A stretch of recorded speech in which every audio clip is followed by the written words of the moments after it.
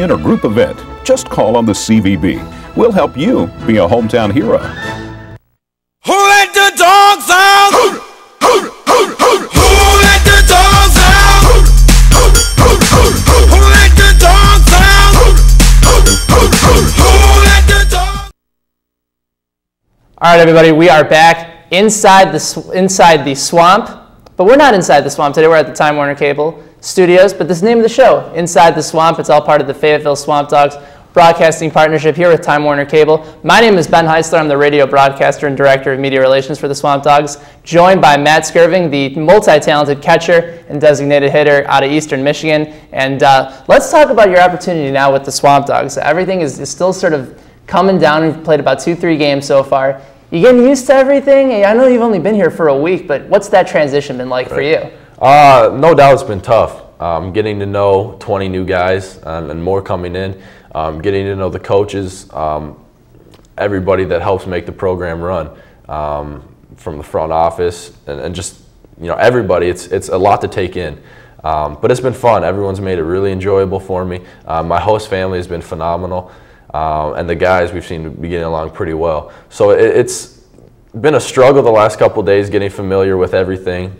It's a different style of play than what I'm used to, but I found it's been a lot of fun and it's been enjoyable. Can you talk about the contrasting styles? Obviously, playing with a wooden bat, it's not as forgiving. Sure. What are some of the other contrasts that you've had to get used to so far? Well, like you said, the wood bat's the main thing.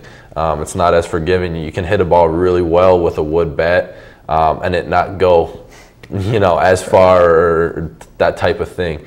But it just seems like a fair bit quicker pace. Not as much. Mid-American Conference, which is what the Conference Eastern's in, is more of a power hitting conference than a finesse, base stealing, hit and run type conference. So it's a lot quicker game. You have a lot more speed on the base paths. So as a catcher, I'm going to have to be on my toes a lot more. And just be that more into the game.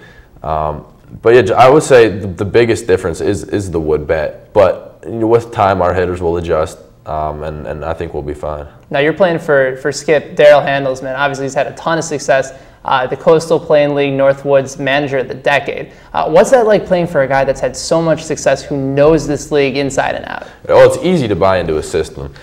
He makes it very easy for players to know what's going on, to understand, and he does a real good job of communicating with us. And I feel like he's a great manager because he's able to get the best out of his players. I've only been here, I've only played 2 games with him, but yet I can see how he motivates players, and I can see what a great job he does with the guys. And that's part of the reason I wanted to come down to Fayetteville this year, was because of his track record of success and because of the great job he does with the program. So also we talked about your opportunities playing catcher, also as a designated hitter. But let's go back to catcher for a second. There's a lot of guys on this pitching staff that have a lot of different stuff, a lot of different makeups. And as a catcher, you're responsible for calling a good game from them and making sure that you communicate with them when you're on the field. What's that regimen like for you? It's tough because, like you said, every pitcher is unique. Their ball moves different ways, and it is going to take a little while to get used to and adjust to. But the nice part is the catcher knows what's coming. Like you said, we're able to call the game and we're able to know what's coming, so that will help. Yeah. But as far as getting used to pitchers, that's just going to take time.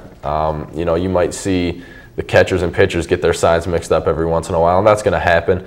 But as the season goes on, I think we've got a phenomenal pitching staff, and I think we're going to do some good things this year. So let's talk about some of that pitching staff right now. There's a lot of guys, as we talked about before, got a lot of talent, a lot of different skills.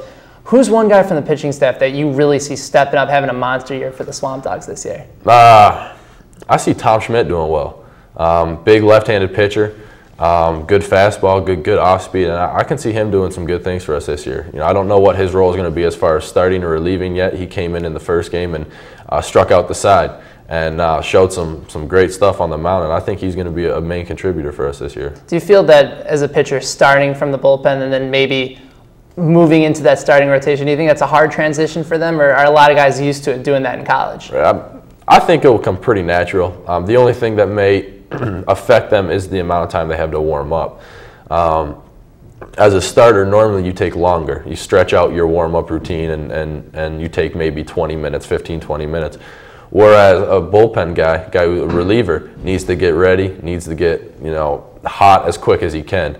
And that's usually where the main problem happens, is guys take longer to get ready than other guys, and so they rush sometimes. But I think for the most part, every pitcher knows what he can and can't do and adjusts accordingly. What about on the hitting side? We've seen Tanner Biagini had some success so far at the plate. Matt Cole's another guy that's been in the 3 spot. Who do you see really stepping up this year on the hitting end for you guys? Sure, I think those two are going to be huge contributors for us. Obviously with the adjustment to wood bat, we've started out a little bit slow. But I think that 1 through 9 in the lineup, we're going to be pretty solid. I know we have a couple guys who are still playing right now in the NCAA College World Series, and I think when they come, they're going to contribute. But I think everybody is here for a reason. They can hit. So I think as soon as we can make the adjustment to wood, that everybody's going to have their own role and everybody's going to step up and do well. Now, another big part of baseball is just staying loose in the clubhouse. So who's the one guy, who's the one clown other than, maybe Coach JP, that really is just sort of the guy that sort of keeps you guys loose, one that's always going to make you guys laughing, sort of the prankster? Yeah. Who's that guy for you guys? I'm still learning all the names of the guys and getting used to all of them, their faces and everything. Some guys that stand out to me would be, Tom Schmidt. He's real loose, fun guy to be around. But just everybody, we're here to have a good time. And Fayetteville does a great job. The SwampDogs do a great job of encouraging a good time. And I think we're all loose. We're all having a good time. So I think everybody does a good job of just staying loose and having fun. Talk about your experience. So you had the game on opening night in front of a real nice crowd inside J.P. Riddle Stadium. I don't know what you guys average over at Eastern Michigan, but talk about just playing in front of these fans on a game-in, game-out basis where Sure. they're going to be supporting you the whole season through. Right. It's nothing like Eastern, let me tell you. It was unbelievable. To have that support and have the crowd cheer for you. It was great. The atmosphere was phenomenal, as far as all the promotions go and all the fun that the kids were having and everything that they could do. And down to the baseball side of it.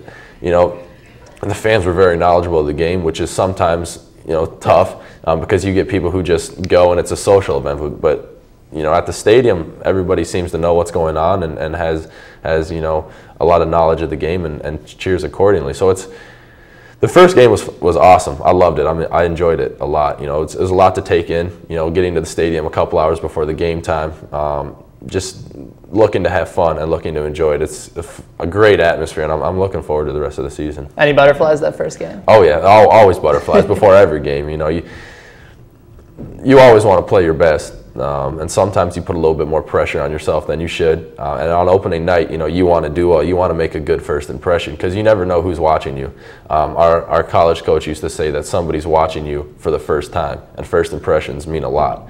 So if you impress them your first time, then that's going to set the standard for the rest of the year. So always butterflies. I'll have butterflies tonight when we play too. But I think as time goes by, they'll start to get less and less. All right, well, we're visiting with Matt Skirving inside the Dog Pound. When we come back, just a few more questions as he'll talk about his experiences playing maybe something other than baseball in Canada. This is Inside the Swamp right here on Time Warner Cable.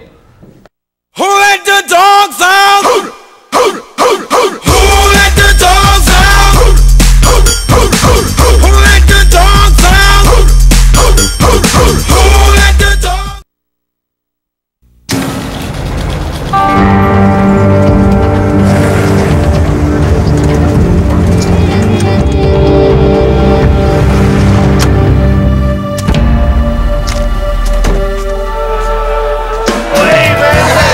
To the men and women of the United States Armed Forces, the USO is home.